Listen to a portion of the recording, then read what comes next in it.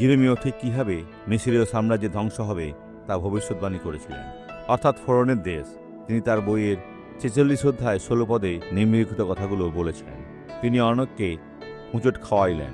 হ্যাঁ, তাহারা একজন অন্যের উপর পতিত হইল। আর তাহারা বলিল, ওঠো, আমরা এই উৎপীড়ক খড়গ হইতে ফিরিয়া স্বজাতির নিকটে ও আমাদের জন্মভূমিতে যাই। কিন্তু আর কিছুই করার ছিল না, তারা চিরতরে হারিয়ে গেল। যখনই আপনি আশীর্বাদ পেতে চান, তখন আপনার সমস্ত হৃদয় দিয়ে ঈশ্বরের সন্ধান করুন, তাঁর বাক্যের কাছে আত্মসমর্পণ করুন। কোন অনিষ্ট আপনাকে স্পর্শ করবে না। এখন ঈশ্বর আপনাকে আশীর্বাদ করতে চান। আমি প্রার্থনা করি, পিতা, আমি এই ব্যক্তিকে আশীর্বাদ করার জন্য আপনার শক্তি ব্যবহার করছি। যিশুর নামে আমি সমস্ত মন্দকে তিরস্কার করি এবং বলি, চলে যাও, ছেড়ে দাও, যিশুর নামে।